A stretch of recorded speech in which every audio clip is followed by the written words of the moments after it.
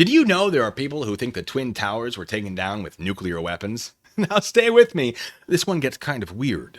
Also, due to the nature of what is being discussed, I have chosen to not monetize this video. If at any point you find yourself appreciating this content, please feel free to like or subscribe. And if you have a reasonable comment or a question, I'll try to answer it in the comment section below. So why a nuclear weapon? Well, there are two main reasons. One, there is a conspiracy that the rubble pile left over after the tower's collapse was too small. In other videos, I've conclusively debunked this idea, but if you haven't seen them, it went something like this. Using the formula of a cone, which is V equals pi r squared height divided by 3, that's an area of 192,031 cubic meters. But we should only have 115,101 cubic meters of perfectly compressed above ground debris per tower. There's too much debris in that photo, but maybe it is the wrong building, right? Maybe I have it from a bad angle. And that, I'm glad you pointed that out, because that establishes that pictures can be used to manipulate what things look like, and you can get it wrong, right? So when you're using a picture, or you're doing it on purpose, if it can be manipulated on purpose and you're only showing some pictures but not others, or if I'm only showing some pictures, then we might be doing some deception. That would be bad. So what if I use one of your pictures from your videos? Right here, this is from your video where you say the rubble pile is no higher than the lobby. Is this your picture? This was from the observable evidence, yeah. This is from, yes, it is from the observable evidence. But you promoted it, and that suggests either you're promoting something you know is false, or you're promoting something that you think is true. So I'm going to assume that you believe what is in here, so that we don't have to assume you're being deceptive on purpose. Now, you say the rubble pile is no higher than the lobby. Is that what that says?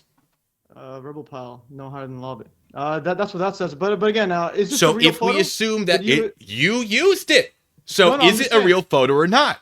No, I don't. Are you using fake photos? No, I'm just saying. Do you not know if the photos you're using are real? Do you know what the height of the lobby is? Let me pull that picture up again. I can tell you. I have it. It's 20 meters. The lobby is 20 meters high. I was only using 14.75. Yes, that was me using math to explain to a math channel run by someone who believes this theory that their own estimates of the rubble's height and radius from the collapsed towers was more than sufficient to establish it hadn't been vaporized by a nuclear device. Although, in his case, he believes it was vaporized by some sort of space laser. So, okay, he hates that I refer to it as a space laser. He calls it a directed energy weapon. But the woman he learned that from, Dr. Judy Wood, believes it could have been a laser, and that laser could have been in space, although to the best of my knowledge, she never fully confirmed that, because like many things in the book she published, she was pulling it out of her ass. The second reason for the nuclear weapons conspiracy is that traces of tritium were found in water samples taken from the immediate area surrounding the sufficiently large rubble pile. An average of 2.2 nanocuries per liter of water, in fact. Tritium is a radioactive element. Radioactive elements are used to make nuclear weapons. Nuclear weapons took down the towers.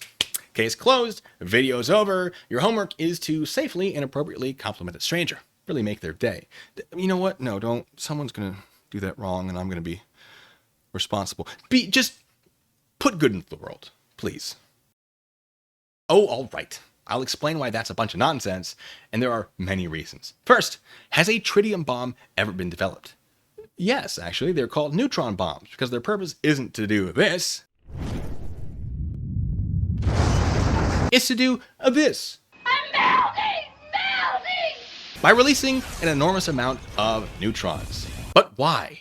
Why would that be useful? Well, imagine you want enemy soldiers dead, but you don't want to level the city they're next to. Instead of using an explosive device that attempts to maximize its explosive yield, you might use a device that attempts to maximize its radiation output. But this presents an enormous problem for the conspiracy theory, because being bombarded with neutrons makes people radioactive, which would absolutely be detectable. It wasn't detected, it didn't happen.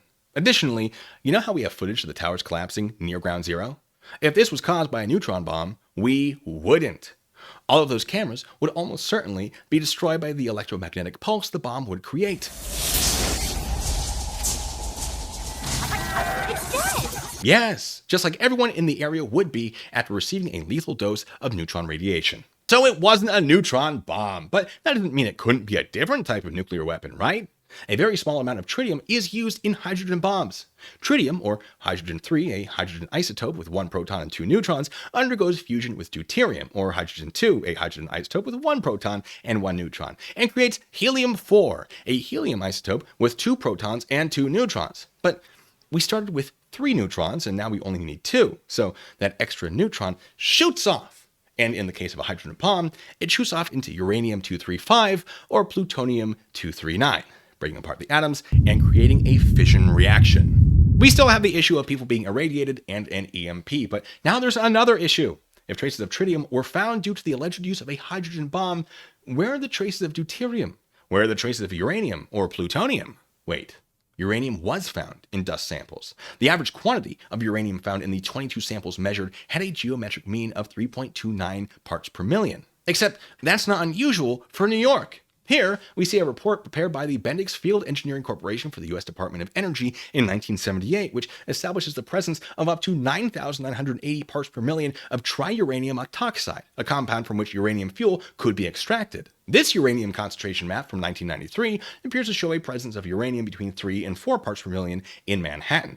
This paper, prepared by members of Schenectady, New York's Union College Geology Department in 2016, establishes up to 9 parts per million of uranium present in Utica shale. Utica!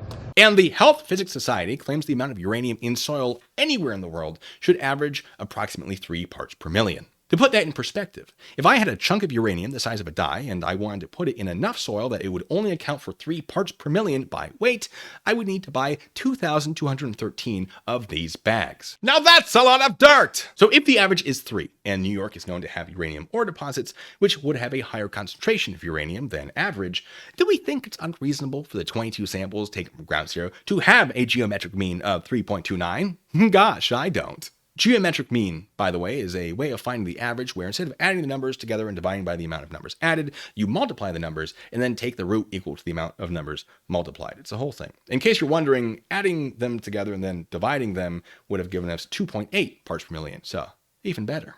Also, nuclear bombs are incredibly complex and very expensive. You know what's much less expensive and complex? TNT, C4, anything that is used in traditional building demolitions. Why aren't we just sticking to that nonsense? Ah, right, because the tritium, right, in the water. Tritiated water, if you will. H2O for the sticklers out there. But some people think correctly that it wasn't created by a nuclear weapon. Instead, they believe incorrectly that there was still some sort of nuclear process at the site of the towers that created it. Cold fusion, for example. If you're not familiar with how cold fusion is achieved, congratulations! Neither is anyone else, because it hasn't been. It's a hypothetical sustained nuclear reaction that doesn't generate enormous amounts of heat. However, Dr. Judy Wood put it in her book, which has become something of a 9/11 conspiracist Bible, so it must be real.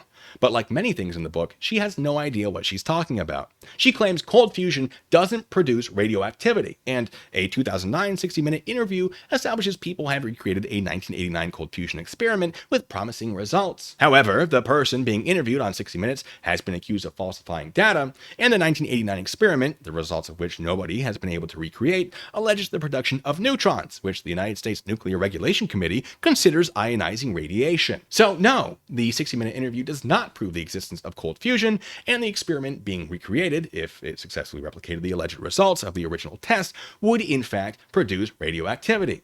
Yet another thing Dr. Wood pretends to know about, but doesn't. Cold fusion might, in theory, also produce tritium, since that was an alleged byproduct of the 1989 experiment. However, it is believed the detected tritium in 1989 was merely present due to contamination from an outside source. Now, hold on. Contamination from an outside source? How would that be possible? You think there's just a bunch of tritium everywhere? Well, the planes that hit the towers contained tritium gas, 34 curies of it in the exit signs and the inflatable slide raft handles. The gas was contained within a sealed container coated with phosphor. When the radiation from the gas hits the phosphor glows. But Judy Wood suggests that tritium gas, being lighter than air, might have escaped from the damaged exit signs. Okay, now that's fair. But one could suggest the exact same thing for any tritium gas produced by an on-site cold fusion event. So perhaps the tritium didn't come primarily from the planes. The towers didn't use tritium exit signs, so where could it have come from?